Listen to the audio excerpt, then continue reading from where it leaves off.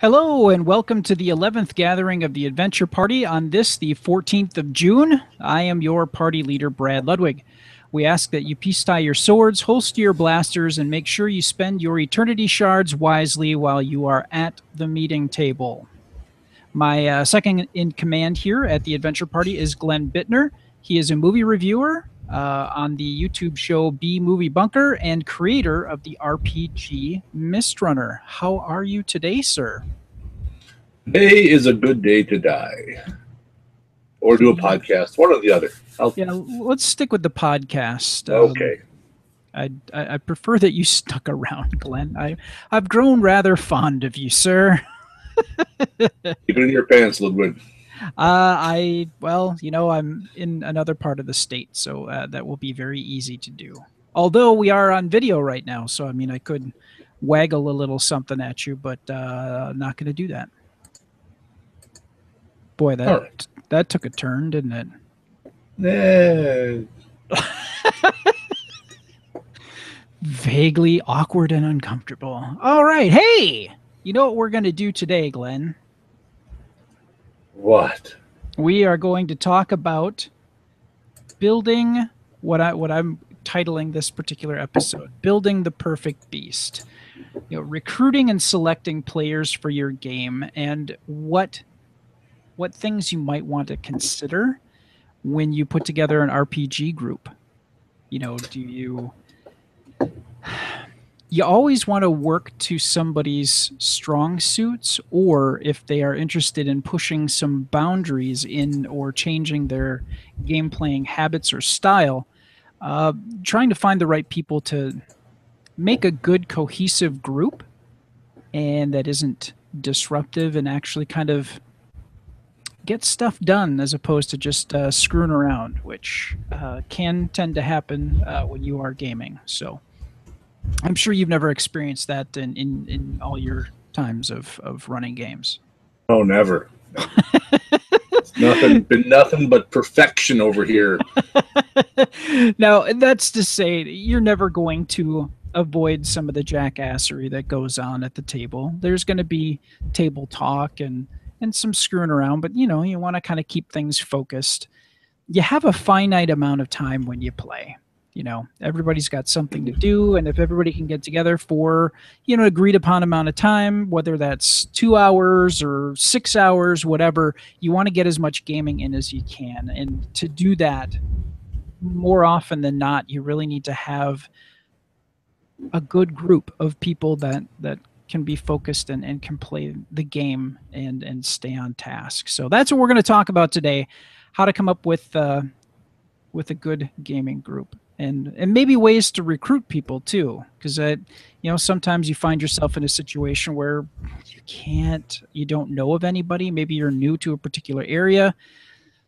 You know, like if you move off to college, like I did, like probably you did too. You know, when you moved away and you're like, I don't have anybody to game with.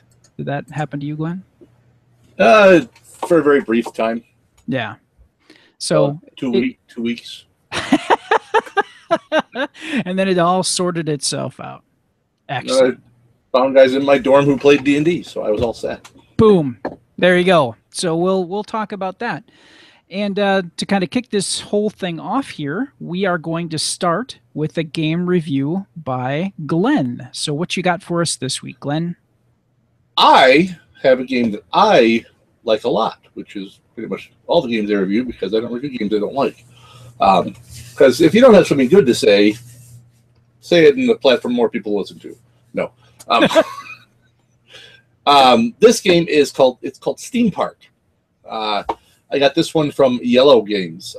Steam Park is, so robots spend all day working out in the factories. And, you know, and robots need to unwind too. So they need a place they can go to let off some steam. So you are building theme parks, trying to build the best theme park to attract the most robots to your little park. This game, it has some interesting mechanics to it. First, it has a dice rolling mechanic. You have a bunch of dice where everyone's going to be rolling dice like mad, trying to get the results you want. And when you're rolling the dice, it's all just a mad dash, trying to be the first one to fill up the spots in your card with your dice so that you can hopefully get the things you want. And the faster you get your dice rolled, the better reward you get for finishing as far as the dice go. The game comes with these great 3D ride pieces, and then a bunch of little wooden robot meeples. So you can build rides and you put them in your little park, then you can attract robots who will ride your rides, but of course you have to attract the right robots by building the right rides for them, because if you have blue rides and you only attract yellow robots, they aren't going to stay in your park. You need to attract blue robots, or you need to have a better diversity of rides. You might have some blue rides, some yellow rides, some pink rides, whatever. Of course, your initial park isn't big enough, so you have to expand your park. And then, of course, you have to get the word out that people want to come, robots want to come to your park. So you build different stands that might advertise or let you, if you get yellow robots showing up to your park and you need blue ones, you can throw those yellow robots back and try to get blue ones by drawing again from this big bag of wooden robots. And of course, robots, when they have fun, they like to leak a little bit of oil, which of course makes a mess. And when you build new rides, that makes a mess. And when you do lots of things, it makes a mess. So you're constantly having to clean your park as well. So you have all these things to keep track of. You have to keep track of building your rides. You have to keep track of keeping the park clean. You have to keep track of attracting the right robots, as well as having all the right accoutrements, that all the right things that they will want to do at your park.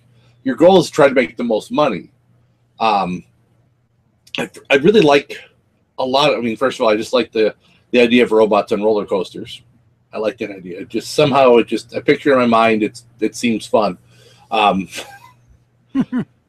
I love the design of the game. I like games that have those 3D pieces to them that aren't just there to be set dressing. They're actually practical. They serve a purpose in the game, as these do, because you've got the rides show you how much space they take up in your park, because that's important. Because as you run out of space, you have to expand your park, because you can't have a blue ride right next to a yellow ride. There has to be space between them. You can only put blue rides next to blue rides and red rides next to red rides. And then the rides are also a way to keep the robots, because once they come to your park, they stay there. They don't go away. Oh. They just keep riding the same ride over and over and over again throughout the entire game. Because that's how robots are. They like what they like, and that's it, because that's how they're programmed. This is a game that I picked up on an absolute lark, just because I saw it at Toy Fair, and I just heard a little bit about it. I'm like, that sounds kind of interesting. And then we got it in the store, and I'm like, all right, I'll give it a shot. And I bought it, and I loved it. I like lots of different things in my games. I like dice sometimes, but I don't like dice to be the only thing in the game. So games like Yahtzee are not my thing, because that's nothing but roll dice. I like there being some element of luck, but this dice rolling has luck, but there's also strategy, because you're rolling the dice, keeping ones, re-rolling others to get the results you want, because the dice let you decide what actions you can do. Some dice will let you clean your park, some dice will let you build more rides or expand your park or buy a stand. The stands are what attract new guys or stuff like that. So you're all competing against other players, so you get your dice roll as fast as possible to get the results you want, because the better results you get rewards. If you're the first one done rolling your dice, you need to clean up part of your park for free. If you're the last one, your park gets dirtier. So you don't want to be that last person, because now you're accumulating more dirt without even doing anything other than just being a crappy die roller. So, I just, it's games like this where they take what I think is just kind of a fun little theme, and they actually put a good game to it. There's lots of games out there that have great themes, but the actual play of the game isn't that great. And I mean, it's fun with what they're doing with games now, is they can wrap a good game around almost any theme, and this game kind of shows it. I mean, who would have thought that, what's a fun game? How about building roller coasters for robots? Now, some people might think that's awesome, but a lot of people are like, but what's the game involved? And like, it's like Roller Coaster Tycoon on a board, but with robots that are made of wood instead of a computer, and just play the game, you'll like it.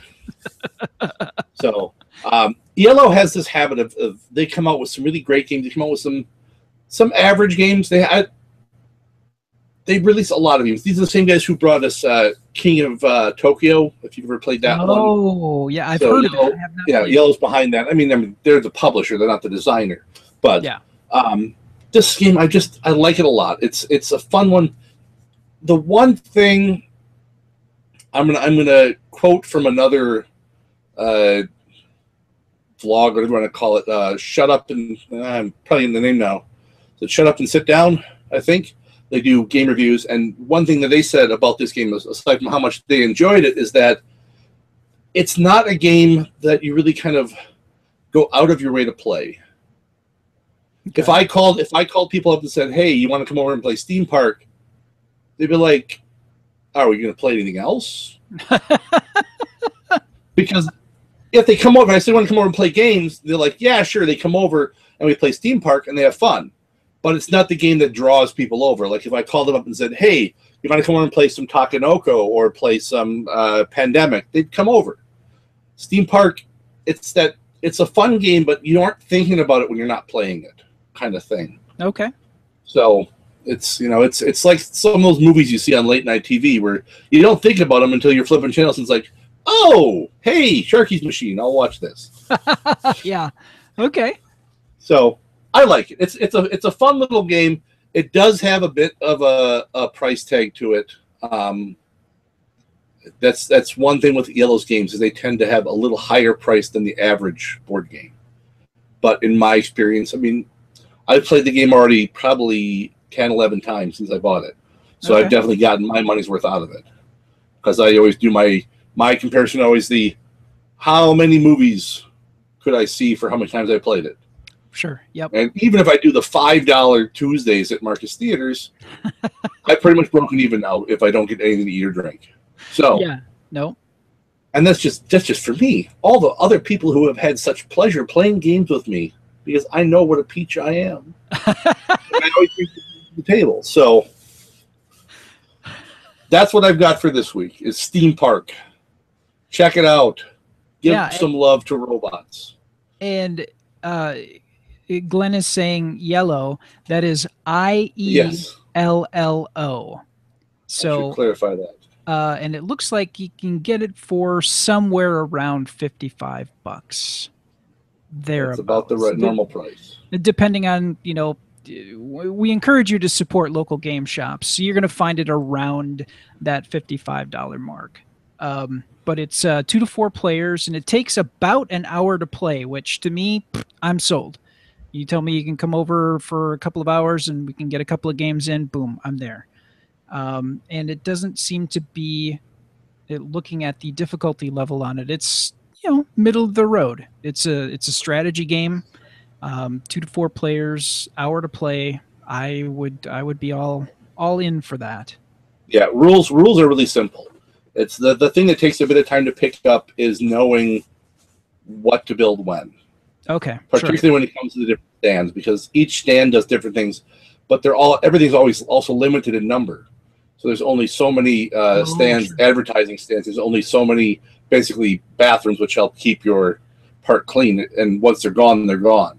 Same thing with the rides. There's only one red or pink ride that has 4 spots in it. Only one pink ride that has 3, and so on. So if somebody buys 2 of the biggest pink rides, you might not invest in those because it's not going to be worth it. Sure. But sometimes, you get that diversity. You throw 4 or 5 different rides of different colors in your park, and you think, okay, I can just trek. I have a better chance of attracting robots, but your rides fill up faster. So yeah, I like games where the rules are simple and the strategy is what really sets it apart from just being a roll and move type of game. Sure. No, that sounds like a great game. Well, thank you very much for bringing that to our attention. And we will be running it at GlenCon. Excellent. And here's another reminder. GlenCon will be in Glendale, Wisconsin. That's just outside of Milwaukee, in the suburbs of Milwaukee, essentially. And that is July 24, 25, and 26. Yes. So, and that is basically put on by the Board Game Barrister. there in Glendale, Wisconsin. So And it's free. it is free to attend.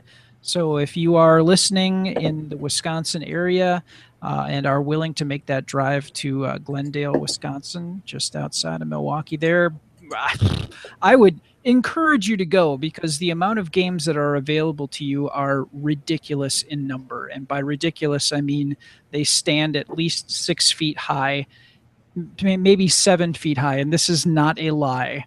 This is the God's honest truth. 7 feet tall, and I don't know how wide was that wall of Two Andre games. the Giants.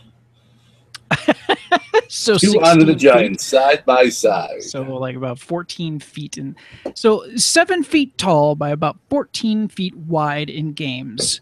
Yes, we're not giving you a number of games because there's just so many games there that we can only go by quantity in an area, I guess, in measurement. So, yeah, check it out. It's well worth the time spent playing, and you get exposed to so many different games. It's wonderful, absolutely wonderful. All right, we're going to go to the news here, and I found something that really kind of intrigued me. Now, did you play Myst and Riven back in the day when it was, that computer game? I did not play them back in the day. Okay. I was one of those people who were like, I'm not playing it just because everyone's playing it. Yeah. What are those? And I didn't own a copy. Sure. I played it later after I had played Pissed, which was the Myst parody. Yep. So I didn't get a lot of the humor in it at first, but it made the clock tower part, if I remember right, the clock tower is pretty annoying. It made the clock tower much easier. I think it was a clock tower or some kind of tower. That was a very annoying point in the original Myst. Yeah, because in Pissed you get to shoot a catapult at it. See, now it's been I owned Myst and I owned Riven, but it's literally been at least 16, 17 years since I last played it. So I recall nothing about it at this point. I remember just being blown away by the artistry and the puzzles, but that's like all that I remember at this point. Mm-hmm. But what's really interesting is that an RPG now that is called Unwritten is now available, and it brings Myst to the table. Myst, the groundbreaking video game series by Cyan Incorporated, is a game that many of us have played over the years. Well, with the success of a recent Kickstarter campaign, you can now play it on your tabletop. Inkworks Productions has released Unwritten: Adventures in the Age of Myst and Beyond. And you can pick up a copy over at Drive-Thru RPG, which Glenn and I have recommended a number of times for getting your games. RPGs, that, especially the ones that are really hard to find. The game focuses on the Deny and their linking books, which let them travel anywhere and everywhere. The game uses the Fate gaming system, which we've talked about in the past. Most notably, I think, in episode 7 when we talked to Pat Rothfuss, and is focused on discovery. There are rules for playing both in the modern world as well as in the historical Deny. Of course, since the linking books let you travel where you want, you can basically have any possible location you can think of be a part of the game. The PDF version is pay what you want, while the soft cover is $20. And we got that story from tabletopgamingnews.com. Now, would you give something like that a try? I would, but I will try almost anything once. And there's no shame in that. That's how you discover really cool things. The linking books, being able to travel anywhere through those books, and then using Fate on top of that, which really encourages more of the storytelling dynamic, sounds like it would be a really good marriage, as it were, for concept and game system. I am really intrigued by this, and if I could convince my Monday night group to give this a try. I'm not sure if we would do Dresden Files first because that uses Fate, or we'd give this a go first. But I would love to give this a try. The world of Myst and Riven was so imaginative and rich. It would be very interesting to see what kind of how they go about sort of making that shift from desktop game to RPG, and give people the ability to create their own sort of, I don't know, their own stories based on the mechanics that were offered in Myst and Riven. So I bet you with the right storyteller, it would be probably a very, very amazing game to play. So I think with the right storyteller, pretty much anything would be pretty good. much anything. You could do Full House. The RPG could be a good game with the right game master. Though that would have to be somebody who would be wasting their talents running games. Yeah. Cut. Hey, Glenn, cut it out. Yeah. Okay, we went there. So that means we're done with the news. But at least just for this portion of the news, we're going to have Ryan Murphy, who's a frequent contributor to Galactic Netcasts, give us a little bit of the Galactic Gaming news, and he covers more of the digital beat of gaming, and he has an update for us. So take it away, Ryan.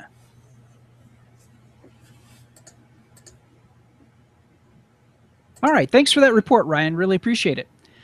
We are going to move on to our Kickstarter Spotlight, but before we highlight our new one, we're going to go back and we're going to take a look at our last game that we highlighted. And that game was the Sixth Gun role-playing game. And we talked about how the Sixth Gun is a very interesting comic book.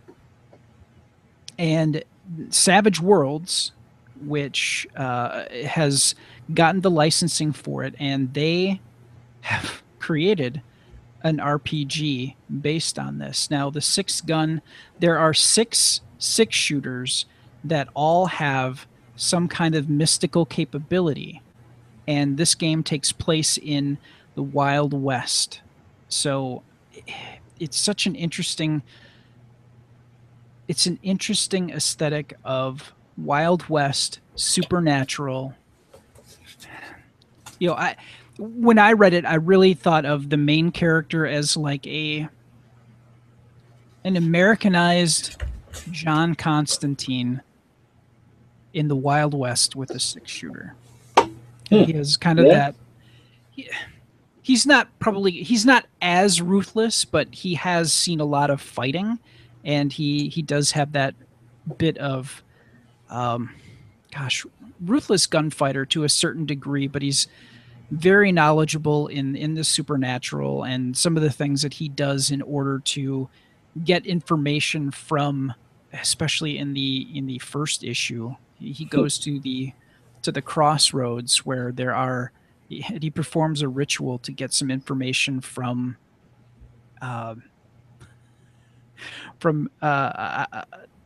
basically a person swinging by their neck and they're dead, and he uses the supernatural powers to call forth something to use that body to give him information. And it was just so creepy to read that, but he gets away with what he's trying to do because he has to make a deal as well. And it just was fascinating. So to see them actually turn that into an RPG system where you can play in that fascinating world that mixes the supernatural with six guns is probably going to be a hell of a thing. And this is done by, I said Savage Worlds is the system, and it's being done by Pinnacle Entertainment Group and Oni Press. Oni Press is the company that put out the comics. So, and as I recall, when we talked about this, the creator or one of the writers for the Sixth Gun is actually working on material for this as well. So you know that what is being done is canonical. It is canon essentially with what is in the comic, and maybe if you purchase this RPG, you'll actually, if you are a fan of the comic, you might get a little bit more insight or a little bit better understanding of some of the mechanics of the magic of the world and how supernatural beings work. So at this point in time, there's still 11 days to go. The pledge level that they were looking for was $6,000. $6,000. I hope they make it. They are currently at 45,000, on their way to 46, very solidly. There's 604 backers. So this thing is most certainly a go. If you pledge, and this is a reminder, if you pledge at the $25 level, excuse me, you get a PDF version of the game. Excuse me, and then any of the digital stretch goals that are unlocked. And if you pledge at the $30 level, so just $5 more, you get the PDF and a soft cover version and the digital and physical stretch goals as they are unlocked. So $30 gets you a lot of stuff. So, and that level will be released on August. August of this year, just to be clear, because sometimes you don't know with Kickstarter. But no, they have everything ready to go. Because if you just pledge at the $25 level and you get the PDF version, this estimated delivery is June. That's this month. So in 11 days, they're going to flip a switch and bam, you've got a PDF copy available for you. So there's not going to be any messing around. There's not going to be any waiting for 6 months for anything to be printed. It is ready to go right now. So Glenn and I discussed last week, and we both have a strong feeling that this is going to be an excellent setting and a very good game to pick up. So there you go. That is our recap of last week's Kickstarter, which was the 6-gun RPG for Savage Worlds. And now we are going to go to our new Kickstarter Spotlight. And that game is Wombat Rescue. Okay. Wombat Rescue. Yeah, you have me at the name here. What's Wombat Rescue all about? Well, first, let me give you some science. Did you know that wombats poop cubes? I did not. It is true. And scientists theorize that due to their extremely poor vision but amazing sense of smell, wombats use their poop cubes as smell markers to help them navigate their environment. And because the poop is cube-shaped, it's less likely to roll away. That is brilliant. Yes. Now, this game takes an idea and says this. You are playing a mama wombat, and the dastardly dingo has stormed your burrow and chased away your 4 baby wombats. You will need to eat and digest food in order to produce poop cubes, which you will use to build smell areas so you can navigate your environment, find your babies, and bring them home. The player who plans best their smell areas and who's most efficiently will find their 4 babies, bring them home, and prove victorious. This game looks amazing. The board is it's all hexes that you're moving through, and you have a little, for lack of a better term, a digestion board. You have your little wombat, and as you move on the board, you eat food. And of course, the food first goes in your mouth, and the next turn it moves down your throat, then into your stomach, then to your intestines, and then eventually pops out as a poop cube. You actually have a little illustrated picture of the digestive system of your wombat as the food is moving through it. So, this movie, it looks so much fun. Matt Wolf is the designer behind this, and as I was saying before, man, how they can just take a theme of anything and make a game out of it. Who would have thought that cube poop from a wombat would make a game? And the game looks pretty interesting because you have to. So as you move around the board, you can never be more than 2 spaces away from one of your poop cubes without getting lost. If you are ever further away than that, you have to draw a wandering card, which basically means you just wander to a random tile around you, because there's different land types. Like I don't know if they're called anything particular, but there's looks like a deserty one, like a plains one in the forest. And you draw a card and it'll have like either desert or plains on it, and you have to move to one of those two that you're by. You might get lucky and be able to move back to where you have some smell cubes where you can get closer to it, or if you're closer to your babies, you can smell them. But there's a lot of planning that definitely goes into this, because you have to navigate, because your babies will be in different spots of the board, because obviously they're not all going to be in one spot. That'd be too easy. Yep. Yeah, just the fact that you have to eat food, first of all, because if you don't eat food, you got nothing to poop out. Yep. So it's a matter of getting to the food before someone else does, pooping out stuff in the right way. I mean, it's like it captures the mature gamer that I am. I mean, much mature as in I'm an older gamer and I like strategy and stuff like that, but it also captures the 11-year-old in me, where it's like, I'm making poop. Poop cubes! I'm making poop cubes so I can smell my way to victory. I love the smell of poop cubes in the morning. It smells like victory. And, I mean, their goal they set was $10,000. Oh, and here, you know what? I didn't even think about this. I'm an idiot. I misread this as days to go. It's hours. Oh, that's fine. So people look for this game when you're done, when you hear this, look for it in stores shortly. Expecting it in October. Yes, and you can also get more information at eagle-griffin.com. Yes, this will definitely be in stores. Eagle Griffin is a known publisher of games. They will make the games they make. You'll be able to get in stores, and if you don't have a store near you, you should be able to buy this on the internet eventually. But it will be out. Eagle Griffin publishes a lot of games. I carry them in my store, so I will have this in my store. I know that for a fact, and it's kind of good price. I mean, it's looking like it's going to retail for about $39. That probably tells me it'd be closer to $45. But yeah, you get a lot of wood chips or wood cubes, and you get little wooden dingoes and little wooden, wombats, and babies and all sorts of stuff. So you get there's a lot of wood in your poop set. And some of the things that they're not going to unfortunately unlock anything more than their top. Let's see. They haven't listed it here, but they're up to a point where there are dingo protection tiles, one for each player. The dingo protection tile will cause the dingo to ignore you for 1 round, perfect for sneaking around right under his nose.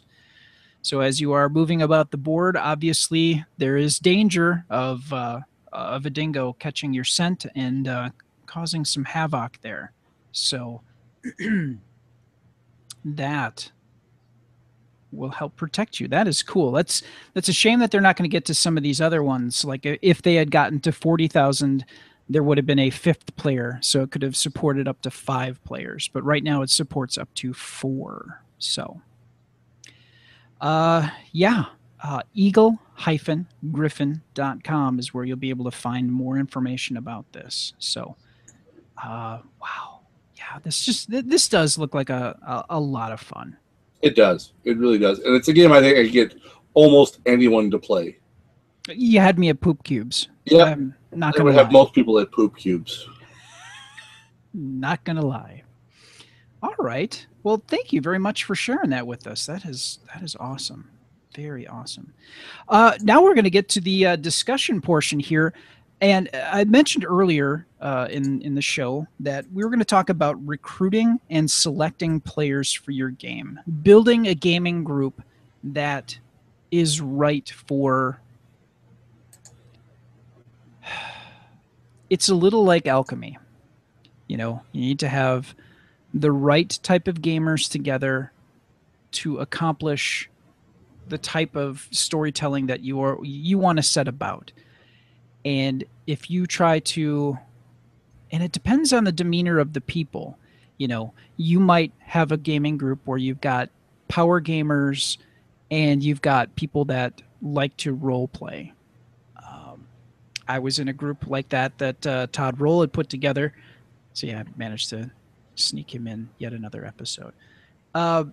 Where we had, and I know when Rob Benton, our second guest on the show, talk about the gaming group that we had.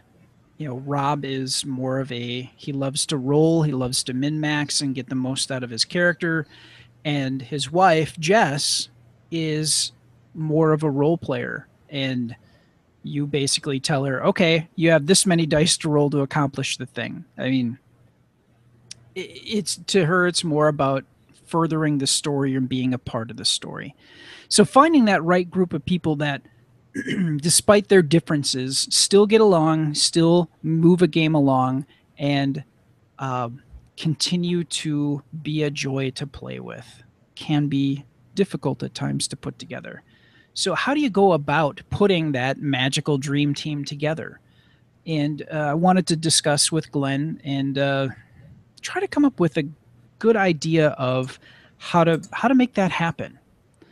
So, you know, some of the ways that I know of to try to put that group together, I'm just going to start off with, you know, friends and friends of friends. You know, maybe the situation I found myself when I, finished up college in lacrosse is I wanted to game, but I didn't know who I could really game with. And I had a friend who, he's like, hey, I do some gaming and you seem like a pretty cool guy. Maybe I'll talk to some people and see if we can get you in our group. And it worked out. And I started playing D&D again, second edition. This was back in 1991, 92. So this is a little while ago, but got to get my feet wet again and figure out THAC0 and play some D&D. And that was really kind of cool. When you have been in a jam to create a group, Glenn, how have you gone about putting that together? Well, generally when I've had a good group, a lot of there's a lot of luck involved. I won't lie. Yeah. At least in mine, because after my high school group, which was mostly my friends that I played with, once that kind of disbanded because we all went away to college, I had to find people that I didn't know that well to play with. Mm-hmm. The guys I started with, 2 weeks after I got to school, I was lucky enough to find some guys to play D&D with. And while I enjoyed playing D&D with them and several of them, it wasn't what I would call an amazing group. I have good memories of that time. I think some of the best groups I've put together it's been very trial and error. Mm-hmm. And as I said, luck. I mean, I lucked into some very good players when I met former guest on the adventure party, Dr. Randy Wolfmeyer. When I knew him, he was just Randy Wolfmeyer. And his wife Gretchen, when I met them through a mutual friend of ours, Jeff, yep. That initially was pure luck. And they're great gamers. They really, really are. When Gretchen wasn't falling asleep because she worked so much at her job. Yeah. But aside from that, they were great gamers. Glenn? Yeah. I want you to keep talking. Yes. And finish out your thought. I'll be right back, okay? But just you keep talking about what you're talking about. You don't need to fill the entire time, but I'll be right back, okay? Sure. All right, so I need to remember where I was. So yeah, so I lucked into some good gamers, and I think part of it is that a big part of it is that we were friends outside of the gaming group, and I think that played into it. Is that we weren't just people who met once a week on a table. That's how we started out, but then eventually they took pity on me as the guy who wasn't part of their original group, and we did things outside of it. And when you build a strong friendship with people, I think that carries over to the table, a strong bond of friendship, and you care more about the people you're playing with, and it translates into caring more about their characters as well. It also means that you're less likely to put up with you'll put up with some nonsense, but you won't put up with too much shit from them, because they know how far they can push you, and you know how far you can push back. And because you're friends, you know what people's tipping points are. You know what people's buttons are. You know when you can push them and when you shouldn't. It's harder with people that you don't know that well. Obviously, you don't know what their strengths are, what their weaknesses are, what their hot button is. If you talk about something specific that it'll throw them off into a tizzy, you don't know those things yet. And it takes work. It really takes a lot of work to find those people. You're not always going to get lucky and just have people fall in your lap. I mean, even with playing with Rainy and Gretchen, there are people I played with them that were not the best gamers. And I think part of it, finding gamers has gotten a bit harder with some of the younger generation, or even people of my generation who are a bit of techno addicts, because cell phones and such are a huge distraction at the table, and I think it detracts a lot from the game because people don't engage as strongly as they used to in a lot of ways. So, but I mean, I'm just rambling now. I'm just talking about all sorts of stuff. So, but it's you got to work at it. You really do, and you really need to form those friendships. It's hard. I've had good sessions, like one-offs with people I don't know, like at a con, but it's not the same as playing with that established group that you've established a strong friendship with outside of the table, outside of the gaming thing. That's what really makes, I think, a good group, is that you have that bond both at the table and away from the table. Yeah, that really does help. Absolutely. Although that can lead to some weird. If you have, I'm going to throw out an example here. We were playing the villains game with my Monday night group, and this is Pathfinder, and had a situation where somebody wasn't doing what they probably could have. And it was like needing to remind somebody of their abilities, and I'm no angel on it either. I'm not going to lie about that, but it was a couple of things happened that were kind of blatantly obvious. Hey, you could do this and probably save half the party from needing to be healed or brought back to life, and it wasn't happening. So I'm usually a pretty congenial, easygoing person, but I'm playing a character who has no patience, and I let somebody have it. And luckily, having a group that can separate the table persona versus the real person persona, it wasn't that big of a deal, but I could see friction on either side. If you have a fight in the game or have a fight in real life, that causing some strife possibly within the group itself. So that's a catch-22. It's something that by and large you should have, having some kind of camaraderie, and maybe you're not going to invite some of these people to be your best man, or send them Christmas cards or whatever, but having a respect and admiration and confidence that they're competent gamers that you're playing with really does help. So there you go. Mm-hmm. Now, when we talk about the type of gamer, we're talking about, like I said earlier, the role player versus the hack and slasher versus the the power gamer, somebody that wants to get all the goodies, wants to kill all the things, which both are very valid approaches to role playing. I'm not going to say one is better than the other, because that is not true. What you want out of a game is perfectly acceptable.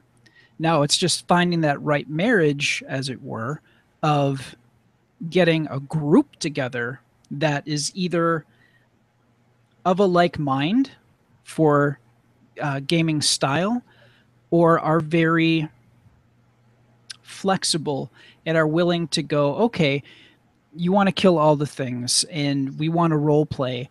There's a way to make that work. And I think that might be a little bit more difficult for a storyteller to try to find that right balance. But if the storyteller is willing to take that task on, I think that it could work. So what are your thoughts when you put a group together? How do you try to strike that balance with the type of role player that your group members could be? When putting a group together, I try to limit the number of the hack and slash type, the Munchkin style gamer. I don't want to have one, because that automatically creates tension between those players. Yeah. Two is that you can deal with one in the group fairly easily. They're generally fairly easy to appease. You just throw some gold or a +2 sword at them, and they go on their way. But now, if you have two of them, well, now that's more stuff you got to throw their way to keep these people, complacent, or to keep them quiet. There's only so many Christians you can throw to lines before you run out of Christians. So, the smaller crowd you have to please, the better. I like to load up. I mean, if I have my way, I'd love just having nothing but just the people who want to, not 100%, but like 80% of the time, they want to explore and solve riddles and talk. They want to find diplomatic solutions to stuff. They want to investigate things. They want to unearth clues. I try to get as many of those people as I can in my game. Most games, because most games I run now, I lean more towards the role-playing side than I do towards the let's just go kill a bunch of monsters side. Because I find you get a lot more game in that way. Yeah. Yep. Combat, as much as I enjoy, chopping off orc heads, it takes a lot of time. It really, really does. Even in streamlined games, it takes up a big chunk of time. So I try to find more of the role player types and limit the hack and slash types. Try to limit it to one. I've been in groups where there've been more than one that it usually just doesn't work. It only works if that's everyone. Yeah. If everyone in the group is hack and slash, then yeah, because then you just if you're the GM, you just throw tons of crap at them all the time.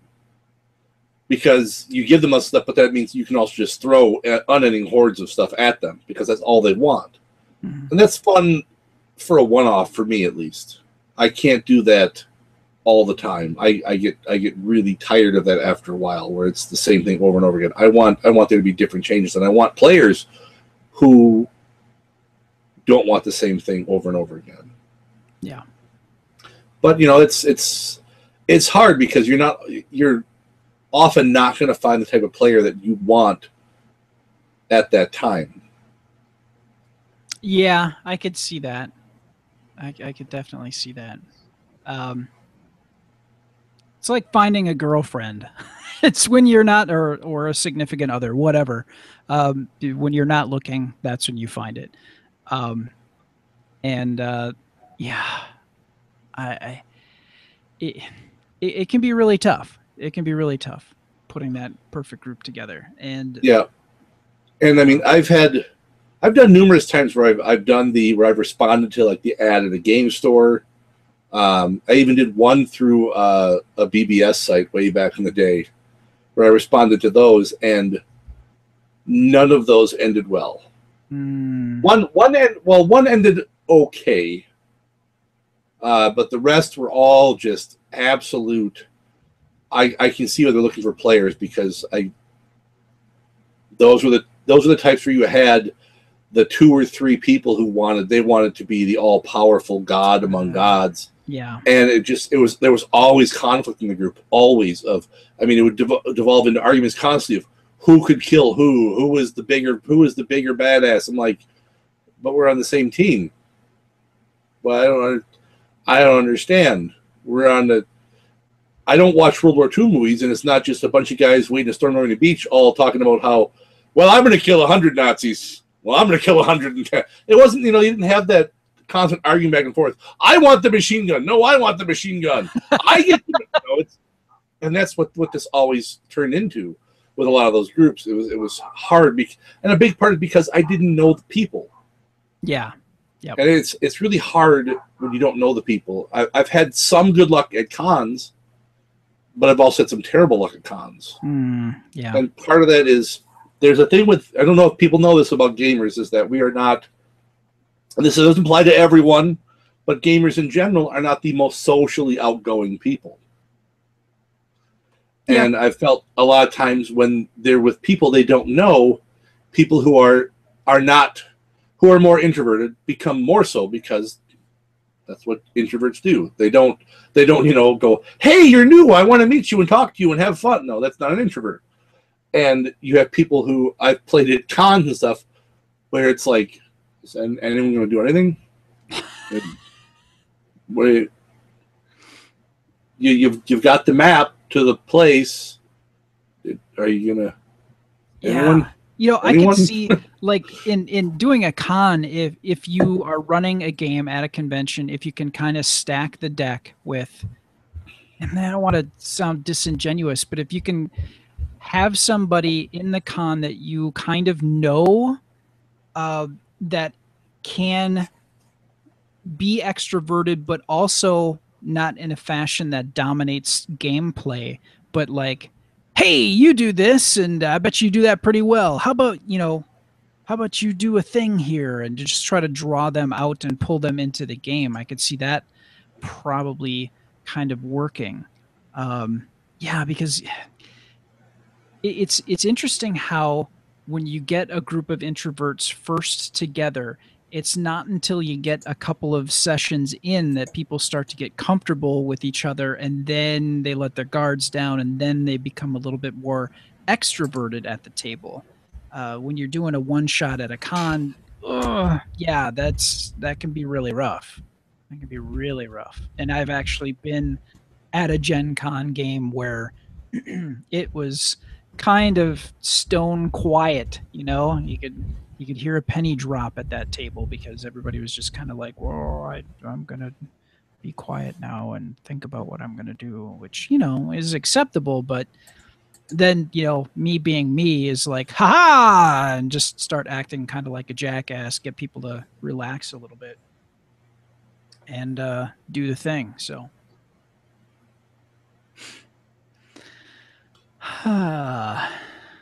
yeah, that's a big part is getting a new group together, is making people feel at ease. That's a huge part of it, which is easier to do with people you already know. Yeah. But it's still something you have to try to do when you're playing with people, someone new to the group, someone completely new to the group, someone that might just be a friend of a friend. Like I was when I first played with Randy and Gretchen. Mm-hmm. I figured I'd start off great because at that time I was a baker, so I showed up with cookies. There you go. Otherwise, the 6'1" bald guy who looked kind of angry, showing at their door, isn't I'm here to play games, and I brought cookies, and it was instant friendship. Bought and paid for with flour and chocolate. See, and the only other way you could have made that better is 2 liters of Mountain Dew. Yeah. So we've covered ways to put that group together, and we've kind of talked about the friend of a friend, sort of a way to build that team, and also trying to put together either like role players or people that work well together despite what they look for in a game, whether it's role playing or body count or treasure accumulation. What other things is there anything that we've missed here? Of course there is. We just don't know what it is. Okay. Well, you know what? I think we're gonna leave it there.